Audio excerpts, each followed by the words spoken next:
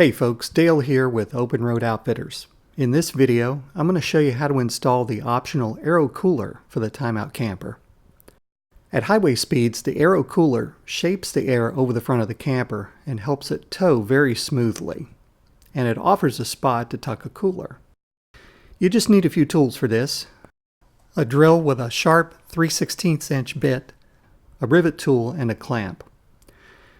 The kit comes with the rivets you'll need. There are 6 standard rivets and 1 rivet with a large head. Save that one for the last step. To begin the installation, start by positioning the platform on the front of the camper. Push it back until it rests against the flange that's on the frame of the camper. Then, use a clamp to secure the front of the platform to the tongue. This will keep it from shifting while you install it. From the underside, drill through the holes in the flange on the frame. There are 3 mounting points on each side.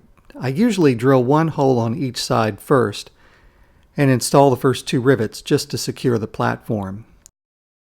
Install the rivets from the front. The installation points in the middle are easier to get to if you put the rivet in the tool first and then use the tool to push it in place.